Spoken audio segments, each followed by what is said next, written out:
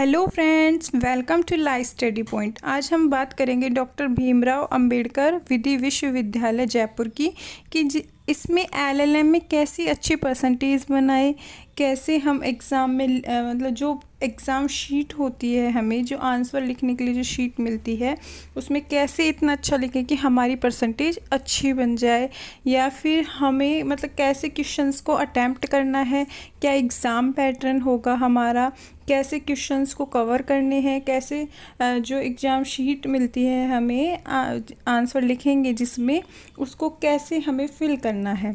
ये सब के बारे में आज हम पूरी तरीके से जानेंगे। कौन कौन से पेपर हैं आपके, सब के बारे में जानेंगे डिटेल से। तो आप वीडियो के लास्ट तक बने रहें। जिन लोगों ने भी अभी तक चैनल सब्सक्राइब नहीं किया है वो सभी चैनल सब्सक्राइब कर दें, आगे भी आपको ऐसी अपडेट मिलती रहेगी। तो पहले हम आपके पेपर्स के नाम जान लेते हैं। जिसे देखिए, फर्स्ट है विधि और सामाजिक परिवर्तन, means law and social transformation. तो ये आपके पेपर्स के नाम जानेंगे हम सारे। फिर है आपका विधि के सिद्धांत व मानवाधिकार दर्शन, legal theory and human right philosophy. देखते हैं और पेपर विधिक शिक्षा व शोध पद्धति, लीगल एजुकेशन रिसर्च मेथोडोलॉजी का है आपका इंडियन कॉन्स्टिट्यूशन। ये है न्यू चैलेंजेस। इंडियन कॉन्स्टिट्यूशन आप एलएलबी में भी पढ़ते हैं तो वहाँ से भी आप इंडिकेट करके अच्छे से और भी लिख सकते हैं।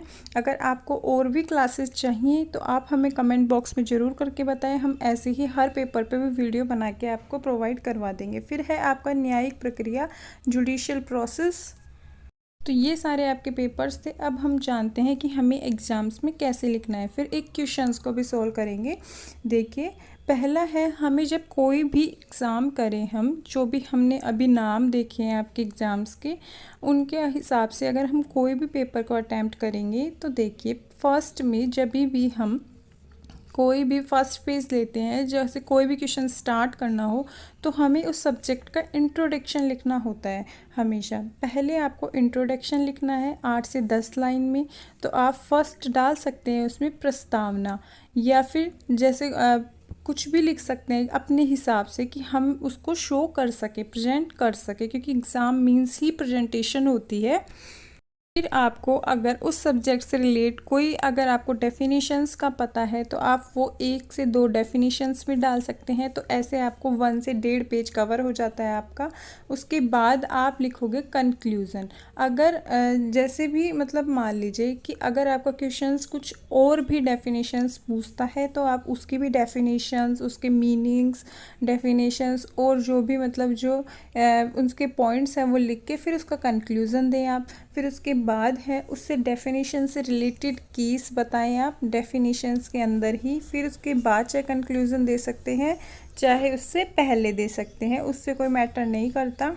आपका जो क्वेश्चन अकॉर्डिंग मैटर, जो भी आपका क्वेश्चंस में जो भी पूछ रखे हैं, आवश्यक तत्व या फिर किसी की विशेषताएं, कुछ भी पूछ रखा है तो आप उसके अकॉर्डिंग उसका मैटर लिख सकते हैं। उसके लास्ट में फिर आप एक कंक्लूज़न दें, जो भी पूरा लास्ट में निकलता है, पूरा जब हम करते हैं एग्ज़ाम्स को तो उसके बाद भी एक कंक्लूज़न दें उसमें। फिर बात करते हैं आपके टाइमिंग की। देखिए, duration of time 1 hour 30 minutes मिलेगा आपको। तो आपको पर क्वेश्चन पे 35 या 30 मिनट्स देने हैं, क्योंकि अगर आपको ज़्यादा टाइम देते हैं तो आपके पूरा पेपर नहीं हो पाएगा। और आपको ब्लैक एंड ब्लू पेन का यूज़ करना है। एक क्वेश्चन का आंसर आपको 7 पेजेस में देना है, 7 से 8, क्योंकि अगर ज़्यादा लिखेंगे आप तो आपका फिर टाइमिंग नहीं बैठेगा। और जो हेडिंग है वो आपको ब्लैक पेन से लिखनी है। कोई मोस्ट इम्पोर्टेंट लाइन है उनको ब्लैक पेन से लिखनी है, केसेस के नाम ब्लैक पेन से लिखने हैं। तो उससे क्या होगा, आपकी प्रेजेंटेशन सबसे अच्छी लगेगी। आपको ऐसे हर क्वेश्चन करना है। फिर उसके बाद अब हम एक क्वेश्चन देखते हैं कि उसको कैसे लिखेंगे, तो उससे आपको समझ में आ जाएगा। ये आपके पेपर है विधिक शिक्षा व शोध पद्धति। उसका एक क्वेश्चन है, विधिक शिक्षा व शोध पद्धति की स्कीम पर संक्षेप में प्रकाश डालिए। फिर ऐसे भारत में विधिक शिक्षा के इतिहास विस्तार पर प्रकाश डालिए और विधिक शिक्षा के उद्देश्यों की विवेचना कीजिए। जैसे ये मान लीजिए 3 क्वेश्चन है तो आप इनका एक क्वेश्चन भी बनाकर पढ़ सकते हैं, क्योंकि इसमें सब में विधिक शिक्षा के बारे में पूछा है, सिर्फ एक में ही शोध पद्धति, किसी में इतिहास। तो अगर आप मिक्स करके भी लिखेंगे तो आपका आंसर अच्छा होगा। देखिए, विधिक शिक्षा से पहले हम सबसे पहले एग्ज़ाम्स में लिखेंगे। विधिक शिक्षा से पहले हम उसका जो फर्स्ट पेज पे लिखेंगे, अगर हम फर्स्ट क्वेश्चन अटैम्प्ट करते हैं कि विधि क्या है, मेन विधिक कहाँ से आया, विधि से ही आया। तो विधि क्या है, विधि की बात करेंगे हम, तो विधि के बारे में पूरा लिखेंगे। जैसे देखिए, मैंने स्लाइड भी लगा रखी है कि विधि के बारे में आपको क्या क्या लिखना है, तो आप इसको भी नोट डाउन कर सकते हैं। जैसे विधि किसी नियम संहिता को कहते हैं। विधि प्राय भली भांति लिखी हुई संसूचकों के रूप में होती है। समाज को सम्यक ढंग से चलाने के लिए विधि अत्यंत आवश्यक है।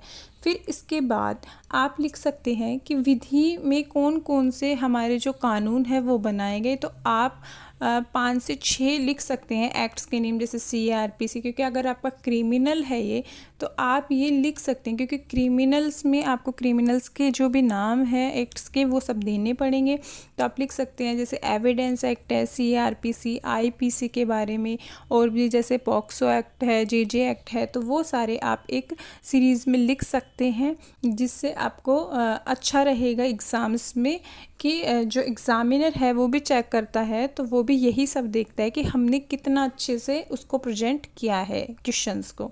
तो उस हिसाब से आप लिख सकते हैं विधि की परिभाषा। फिर उसके बाद कि इंडिया में ये वाले कानून बनाए गए हैं विधि को देखते हुए, विधि को सम्यक ढंग से चलाने के लिए, तो आप सारे लिख सकते हैं कानून। फिर उसके बाद आपको लिखना है भारत में विधिक शिक्षा क्या होती है, उसके बारे में लिखोगे।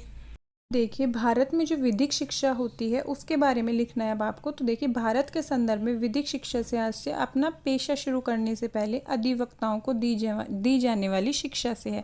तो अधिवक्ताओं को कौन सी शिक्षा दी जाती है, LLB, मतलब लॉ, कानून की जो ज्ञान होता है वो दिया जाता है। भारत में विधि की शिक्षा परंपरागत विश्वविद्यालयों के साथ साथ कानूनों की शिक्षा के लिए स्थापित कुछ विशिष्ट विश्वविद्यालयों द्वारा दी जाती है।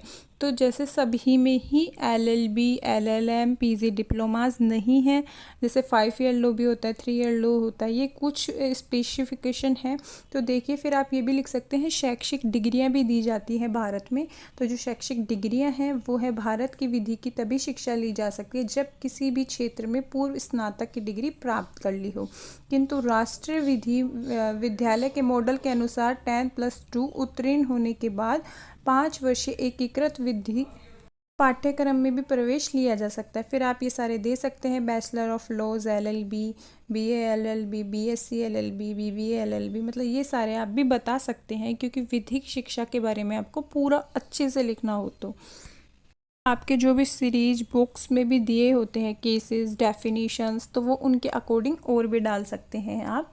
फिर देखिए, हम लिखेंगे फिर शोध के बारे में कि शोध क्या होता है। विषय विशेष के बारे में बोधपूर्ण तथ्यान्वेषण व यथासंभव प्रबुद्ध सामग्री संकलित कर सूक्ष्मतर विश्लेषण, विवेचन और नए तथ्य व नए सिद्धांतों के उद्घाटन की प्रक्रिया अथवा कार्य शोध कहलाता है।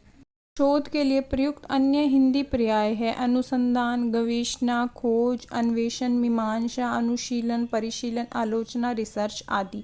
फिर जो आपकी सीरीज और बुक से जिससे भी आप पढ़ रहे हैं उसको अच्छे से मैनेज करके इसके बाद लिख दें। तो आपको जो ये हेडिंग है, देखिए जैसे शोध लिख रखा है, विधिक शिक्षा, इनको सबको ब्लैक पेन से लिखना है आपको अच्छे से इसको। और जब लास्ट में ख़त्म करें तो कंक्लूजन लिखना है लास्ट में आपको। और ऐसे ही आगे अपडेट के लिए हमारे साथ बने रहें।